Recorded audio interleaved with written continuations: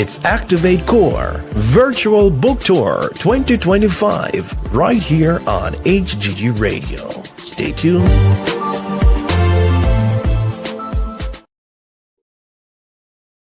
Good morning, good afternoon, good evening, whatever time it is in your neck of the woods. I am Minister Renee, and you have entered into the YouTube leg of the Optimal You. I'm so happy to have you today, right?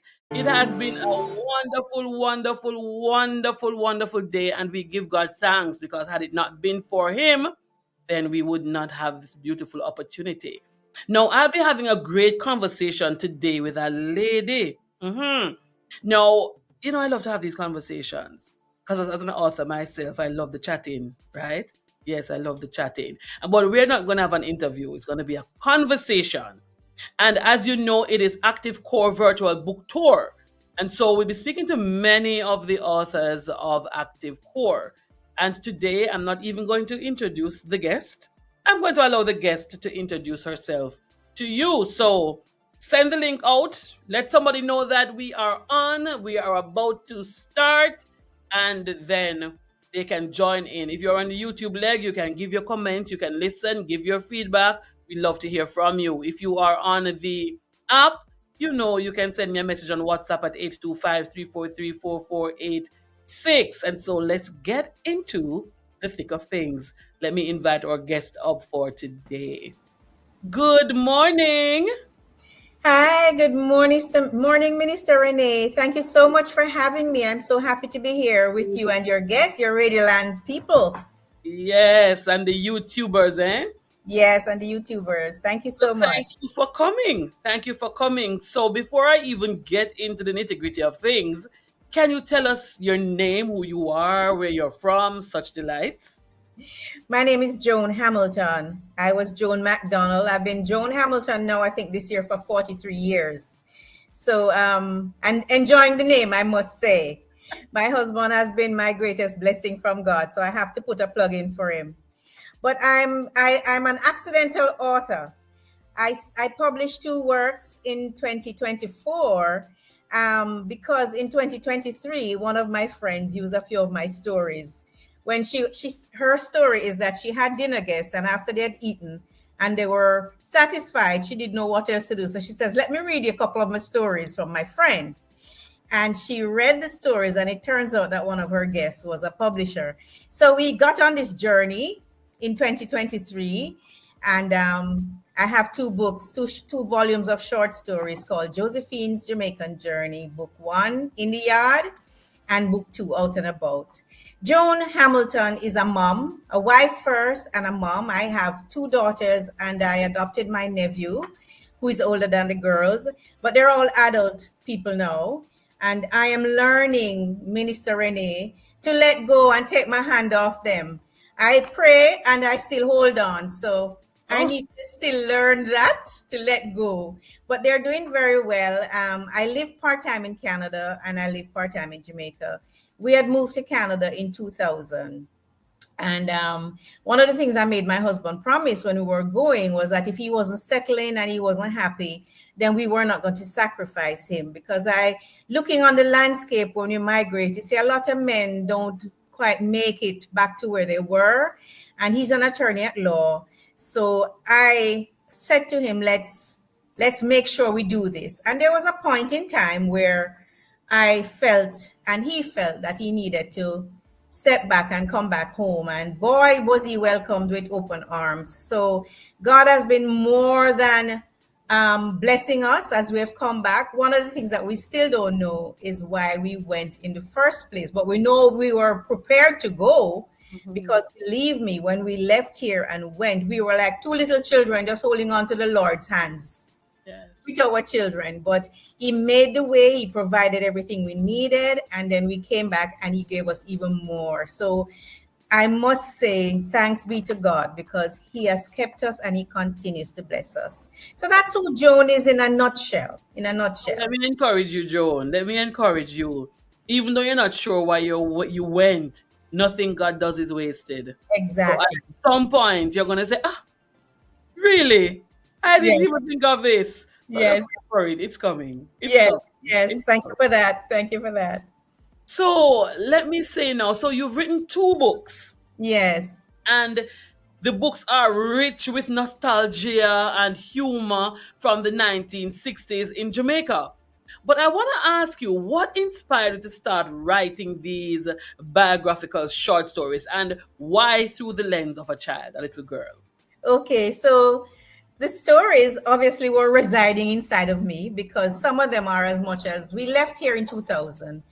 And what I found, Minister Renee, is that when I got homesick, and nobody ever tell you, they tell you all the things. Oh, you're going to get a job, you're going to find this, and you're going to get help at this service.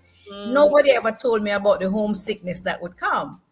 And so when I got homesick, the Lord started to inspire me. And I can say that now, but at the time I was sitting down with a cup of coffee and I would write. And I found that I was writing my memories of growing up in Jamaica. And what I did was some of them were really quite funny and humorous. And I would shoot off a mail to a friend and say, look what I just wrote. And they would be like, oh, you should get that published. And I'd be, yeah, right, wink, wink, and all of that. But that's why I think that's what brought the stories out of me, because I missed home. And when I wrote of one of these, the situations that I was reminded of, it would make me happy. And I'd be fit to go to the next day because I still had a piece of home with me. So that's where the stories came from. Why they're written through the eyes of Josephine, who in the story, she's between 12 and 4 and 12, is because that's how they came back. I am, and even now as an adult with adult children, I recall things that my older sister says, but I don't remember that. But Josephine is right there front and center, reminding me of how she felt, what she thought, what she wanted to say, but she couldn't say. And so she is just real and she's still with me. So that's why I write it through her eyes. What transpires is that you get a more pure rendition of the memories, because Joan is not inputting into it what Joan feels and thinks. She's writing what Josephine remembers. And so these are the memories of a little girl and told by a little girl. So that's why they're through the eyes of Josephine. And I must say to the people who are watching and listening that I thoroughly enjoy going down these roads with Josephine, because I myself sometimes forget, and Josephine reminds me of. And I named her Josephine because my name is Joan, and people inevitably wind up calling me Joey or Jojo. So I gave her the name Josephine just to separate her from me. But she's just part of me because the stories are real. because they're your memories. They're my memories, yes. But so you spoke earlier about persons not telling you about the homesick feeling when Yes. you get to that other place, because it could be Canada, it could be for somebody in another country. But how has the migration from Jamaica to Canada even impacted your perspective? You kind of alluded to it a little bit earlier, but Yeah. kind of a little more. How has it shaped your perspective? Well, being a writer is still new to me because I would write the things, and I didn't know that I was a writer. I used to love composition, so that's all part of me as well. But the storytelling part of me is what I like, and I realize when I look back now that I like a good storyteller. I like when I worked in the bank, for instance, I had two friends who, as they came in the morning and put on their handbag, they would say, Joe, you know what happened yesterday? It could be current event, it could be something in politics, anything. And if you can tell a good story, you and I can have a cup of tea. So I found that about myself, that again, being in a foreign land, the things in Jamaica and the things that make me happy. For instance, when I was in third form, I remember we did a house for Mr. Bizwas by V.S. Naipaul. And that man tells the story too. I could feel it. I'm from the Indian community because my mom was Indian, and I enjoyed Mr. Bizwas' house so much to the point where I disliked some of the things in the book because it reminded me of things that I didn't like when I was a little girl. So I genuinely love storytelling. And when I moved to Canada, I started to delve more into it because I missed home so much. So that's really what it is. Canada sort of brought it to the fore. Yes, it's Canada was at the birthing place of what Yes. was already inside. Yes, yes, yes. Looking back on home and just bringing it forward in a storytelling way. Yes. Yes. You have a diverse professional background based on my research. You are into banking, missionary work, business, and even working with the RCMP as a dialect interpreter, right? Yes. How have these experiences influenced your writing or the character in your books? Okay, so one of the things I've learned about myself, and I'll say this several times, Minister Renee, is that when you get to a certain age and you look back, you realize you've been learning things. Mm, Sometimes you're so busy that you don't realize. One of the things I've learned about myself is that I like to help. And mhm. so I found myself in help ministries in church, Right. at work. Customer service is one of the things that I really enjoy doing. And when I worked with the Right. RCP, it was a helps ministry as well because I was helping them to understand our dialect. So I take these things forward with me, and I put these helping things into the characters. I try not to put on them what I don't see. I bring forward out of them the better qualities that I think human behavior offers, if that makes any sense. Makes Yes. sense. Yes, yes, yes. Yes. Now, the use of the Jamaican patois, Yes. our very precious language, it adds authenticity to your storytelling, of course, because if you tell a story a certain way, you have to Mhm. get down in it. Especially a Jamaican story, you have to put Yeah, patois in it. What is a story if it's a Jamaican story without patois? That doesn't make any exactly. sense. So, It why was makes it important for you to include patois, and how do you balance it with accessibility for a broader audience? Because you're not just writing for the Jamaican populace, yes, you're yes. writing for a wider audience. How do you do that balance? Well, a lot of us as Jamaicans, we don't like our patois because it doesn't show us to be at that English level. It's our The truth is, parents' fault. I enjoy it. I must say I enjoy it at my stage of life. But it's our parents' fault. You know that, right? Yes, yes. And there is a point where you need to, as children, learn to speak English because that's going to be for your what Jamaicans call betterment when you get on the international forum. But Mhm. I like the patois. The truth too is that Josephine grew up in it. What was different for us then, though, Minister Renee, is that we spoke in the yard in our dialect, but Right. when we went to school, we spoke English.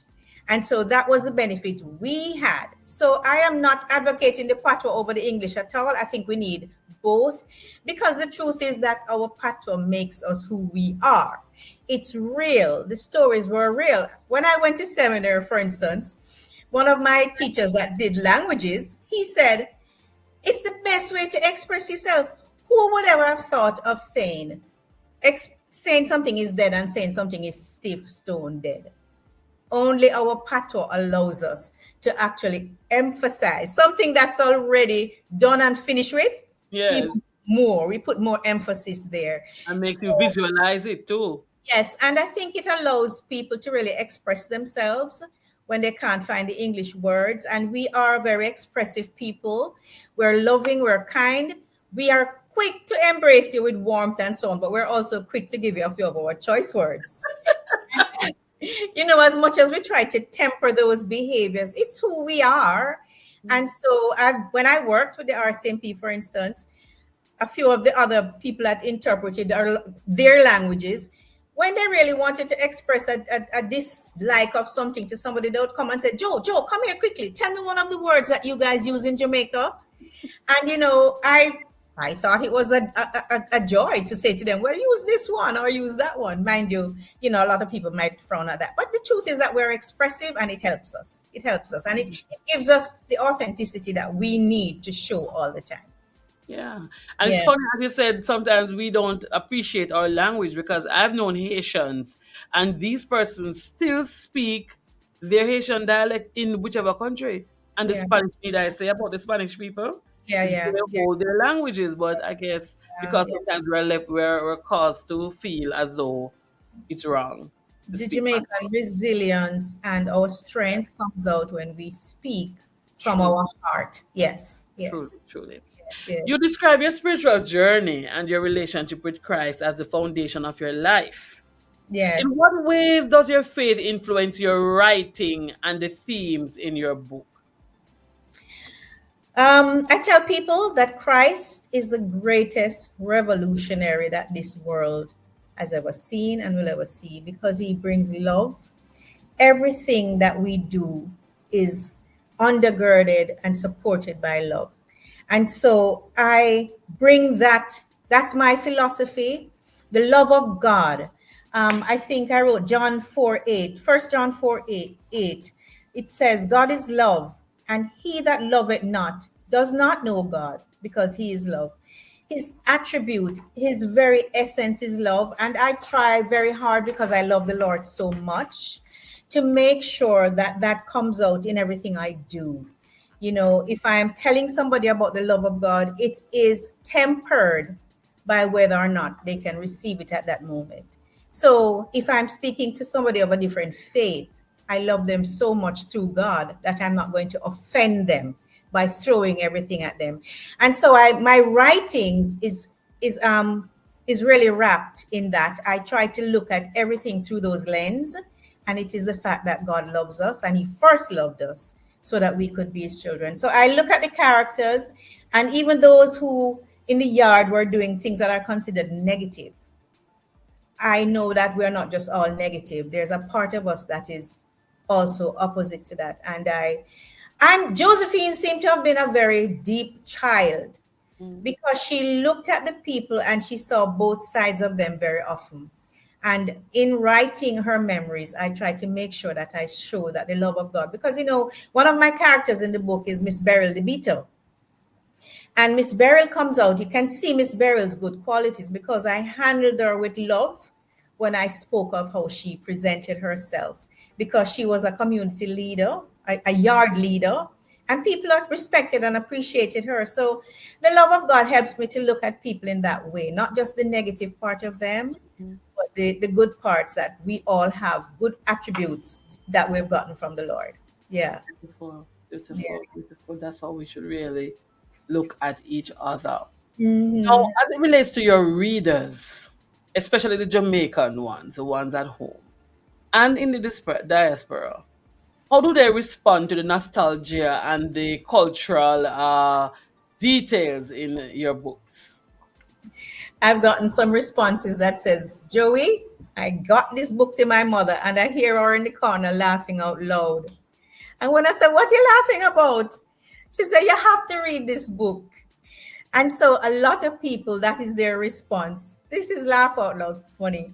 A lot of people tell me that they're pleasantly reminded of things that they thought they had forgotten.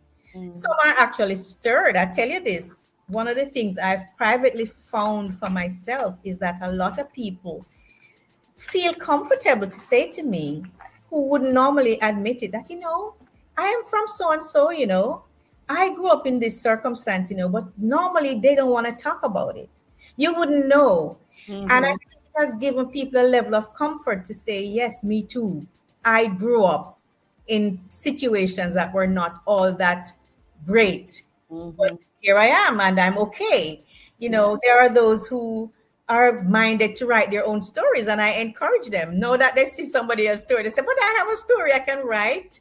People go down the lane and they say, have you seen what 3 miles now look like? You don't recognize with the overpass and all of that. We talk about Jamaica now, and it's a conversation starter for where we all started, what we thought back then. It brings up political discussions, but Josephine was too young in these two books to embrace the discussions. But it's an all-round positive impression of our country and where we grew up and where we are headed as people, I'd say. Yeah. That's beautiful. That's And people beautiful. enjoy them too. Like I said, they're laughing out loud. Yeah, that's beautiful. Because and that's what you want, you want when persons pick up your book, it's so good that they recommend it to somebody else. Yes, yes, You yes. don't have a book when somebody reads it, it's like, oh, yeah, it's good. And Yeah, that, yeah, yeah. you want something, they say, oh my, listen, I've got to get you a copy, or you need to get a copy, so that's beautiful. And Minister Renee, they are short stories, So it's if you're not a reader, I've had to get back into the reading because I'd put it down before. If you're not a reader presently, that you can just read off a novel overnight, these are perfect because they're short stories. I So love short stories. yes, so you get through them quickly. I love short stories, believe Yes, me. yes. Mm-mm-mm. So you're passionate about mentoring and helping young adults achieve their goals. Do you see writing as a tool for mentorship and or empowerment? You know, I would not have thought so, but now that I look at what we're doing with our young people, I've come to realize, and I taught Sunday school, I did vacation Bible school. There are some children that I knew at church and, mentored them. They're now adults. And what I find impacts young people is that you see them and that you hear them. So, as a tool, I could say to a young person, for instance, I went on one of my read across Jamaica recently. I said, "What do you want to be?" Or last year, I said to them when I was introduced to them as an author, and the principal said, "And Mrs. Hamilton, I've asked all of them to write me a story, and one at a time, they're coming up to him to read their stories."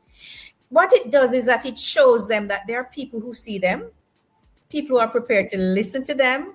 And then it gives us the opportunity as the mentors to help to create bridges for them to get to where they want to go. I think nothing is more affirming than when you know that somebody sees you for who you are and they still accept you.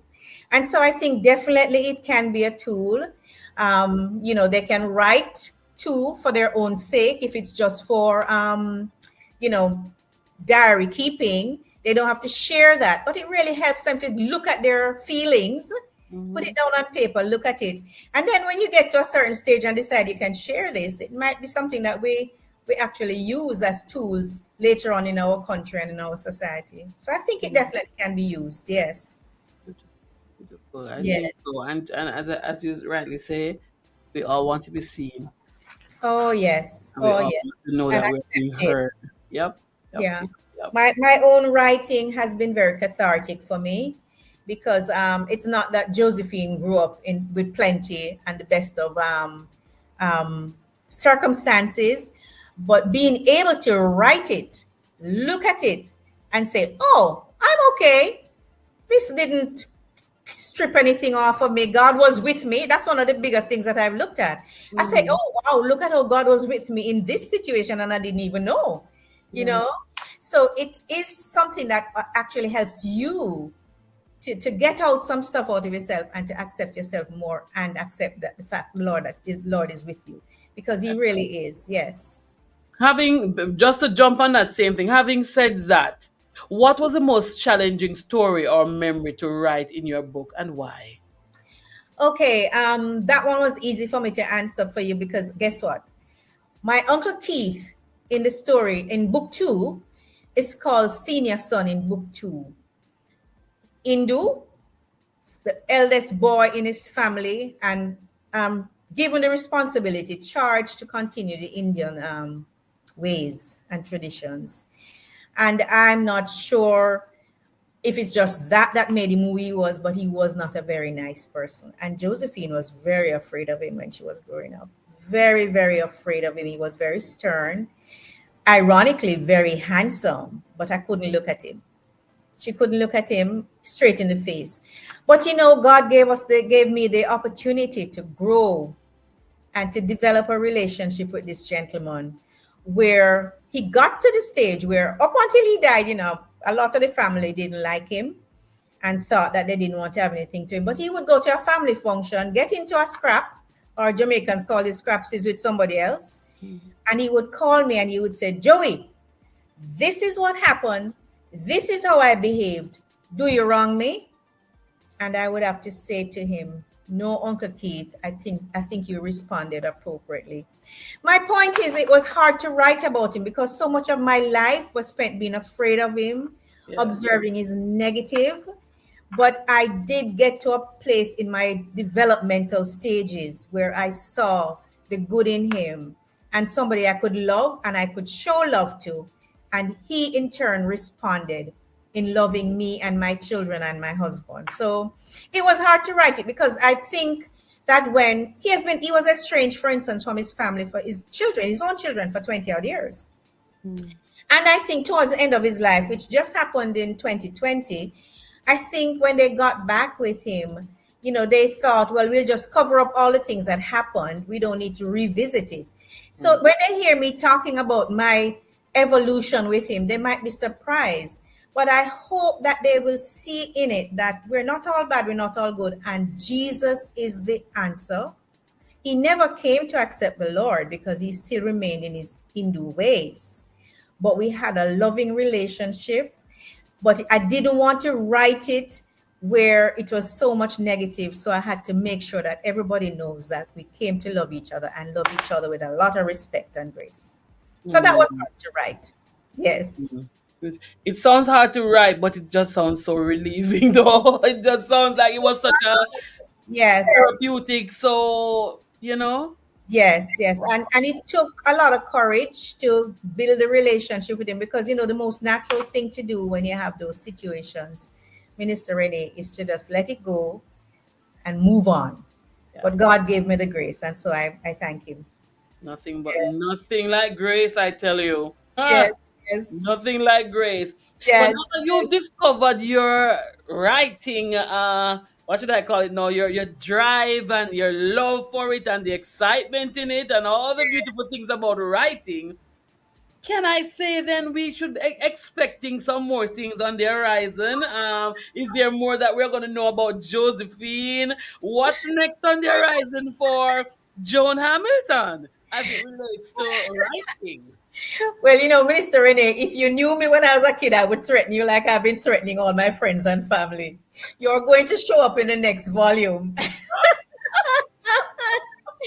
Yes, I have more stories that will create book 3.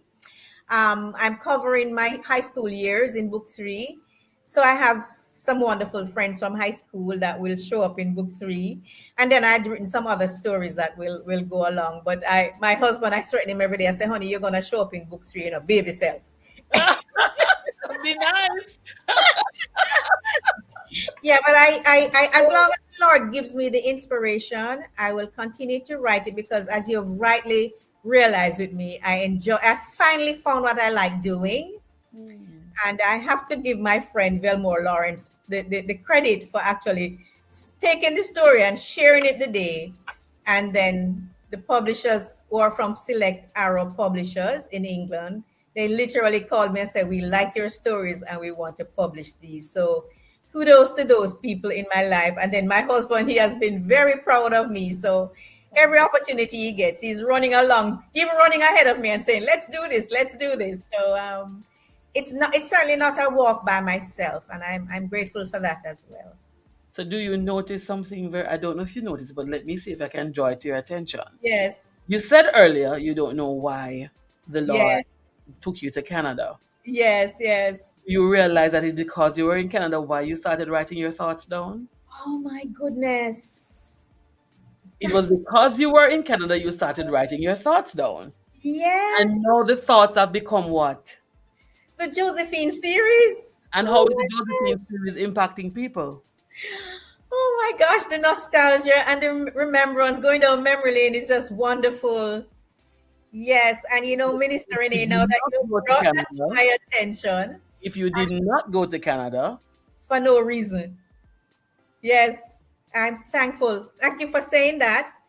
And what the Lord has shared with me is that these stories will outlive you long after you're gone. This is a legacy. And a year before, 3 years ago, I was with my niece in California. And I didn't remember this either. She said when I started to get them ready, she says, Auntie Joey, do you realize that when we were praying one day, you said, Lord, I would like a legacy? No, I don't remember it, but I did. It wasn't for you to remember. And look at this, I have a legacy. And so I'm so grateful. Thank you for saying that, because that is actually something to really put into the mix and say, I would not have had these stories had I not become homesick. We thank God for the Holy Spirit, because I was sitting here and listening and I'm saying, she said she didn't know why. Yeah. Don't you realize what's happening? If you didn't go, and Yes. have that nostalgic desire, that feeling of home, you wouldn't have Yes. started your jottings. And your jottings became your legacy. Yes. Amen. Praise the Lord. Look at Praise. God. Look at God. Nothing he does is wasted. My final question to you. Wow. What advice would you give to aspiring writers, particularly those who want to share personal or cultural stories with the world? What Yes. advice would you give them? Be authentic. Be Mm, truthful about who you are. And that might mean first accepting who you are. I've met a lot of people, and I'll say this before I say that. Don't mind me. I am 65 years old now. And so I've been through all the isms and the schisms. I want to be seen as this or that. But before you can write your story, you have to accept you. You have to be happy with you, the circumstances of you, and knowing that you're okay. So I would say to you, if you want to write your story, make sure you're at that place where you actually are okay with Joey saying, "Wow." Somebody wrote recently, I was in the Observer. I never know Joey went to St. Hugh's. People are going to find out things about you. And mhm, you need to be okay with that.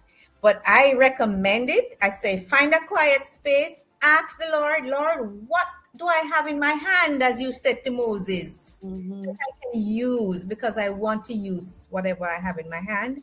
And find that quiet place and listen. Listen. It's been such a pleasure to get this particular gifting that God has given me. And I'm calling it a gifting, and I'm telling people that this is a legacy that God is giving me that's going to live on. I don't see it right in front of me, but I see it in faith. And so I'm enjoying it. Write your story, make sure that you're ready to release it. Because as I am quick to point out, I had a young mentor with me one day, and I asked her a question. She answered it truthfully, but it brought a lot of sadness to her. And I wasn't prepared. So I'm not telling you to be wantonly disregarding, the things that you're protecting right now. But God can get you to that place of preparation and readiness for when you want to write, that you write it. And it doesn't have to be a story. It could be something that is fictional, but it can inspire you. Because Yes. I've had some wild dreams that if I were to write them down, people would wonder if I was one of the Star Wars writer. So, but trust, I would say trust God, find quiet times and ask Him, what do I have in my hands? And watch Him allow you to do what it is He wants you to do. Yeah, and it's nice to start the way you started. Just jot them down. Yeah, yes, absolutely. It Yes. was wonderful talking with you, Mrs. Hamilton. Thank you It was so much. wonderful Yes, talking. me too. I'm gonna tell you a little secret, and it's a secret now that the whole world will know. You have lifted my spirit so much, because in the last few days I've been feeling just so brought down, and even doubting, the legacy and the faith that I'm talking to you about. But being here with you has lifted that, and I'm getting back on track. And your perception on what could be one of the reasons to go to Canada is spot on. So thank you Yo, very my pleasure. We give thanks to the Holy Spirit because that was truly an inspiration. I didn't even, it just hit me and I'm like, did she say she didn't know why she went?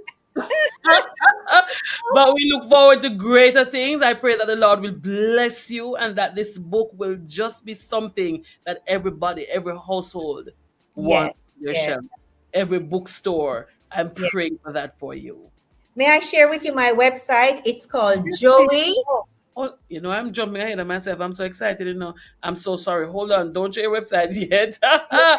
Let us show the books. Ooh. Okay. There There you are the books. I worked on that and I didn't remember because I'm just so engrossed in the conversation. But these Yeah. are the books, folks. These are the books. Josephine's Jamaican Journey. Book one is yellow and the book two is blue. So yellow dress is book one and blue. So and she looks quite engaging. She looks so innocent. She really was an engaging. She would say to her older sister at school, when she looked like she cracking her knuckles and looked like somebody trouble her, who trouble you? Come, we will fight them for you. So that's the sort of child she was, and that's the sort of person I've had to temper with the love of God. Oh, beautiful, beautiful. So where can we get? We see it's available on Amazon and Barnes and Noble. Where else can we get the book? So in Jamaica, I have them at Source of Light Mission in Hagley Park Plaza. They're at Craft Cottage in Southdale Plaza, and they're at My Jamaica in Ligoni. Those 3 stores have them in Jamaica. Hopefully, we'll get them into some other stores in the near future. And I'll tell you what my website is so people can look at it and see what I've been doing. It's Joey, Joey, Writes, WRITES, Jamaica, JoeyWritesJamaica.com. Joey Writes Jamaica. Information is there. Yes. Beautiful, beautiful, beautiful. We are so grateful for you having to take the time to chit chat with us. And I pray, as I said before, that this will be a great success and a book that every household will want to have a copy of. And it is good to teach the children too. Oh, yes. Oh, Teach yes. children to say, listen, this is what used to happen, some of the things that happened in the past in comparison to what's happening now. No. Thank you so very, very much. I pray God's blessing on you. Have a wonderful rest of the afternoon. Thank you so much, Minister Renee. Blessings. Bless you, bless you, bless you. There you have it, folks. What a wonderful conversation. I'm telling you about these conversations, Listen, and I'm so happy to have had the experience. This is me. I'm going to have to check out these books, I'm just saying. I'm going to have to check these books out, okay? And for those Heroes Days coming up and all these things, we need to be able to share these things with the children. Yes, man, I think. And those family members you have overseas who they are, missing home, good books to give them. Good books to give them. Yes? We look forward to these wonderful, wonderful conversations continuing. Thank you so much for sticking and staying with me. You were tuned into the YouTube segment of The Optimal You right here on Higher Ground Gospel Radio. And it was my pleasure to speak to Mrs. Hamilton about her 2 books. Guys, if you missed the rest of the conversation, jump onto YouTube and you will see. And you'll also need to know that if you need to get in touch with Mrs. Hamilton, you can also reach us at HGG and we will connect her with you. God bless you. Have an outstanding rest of day. Bye-bye.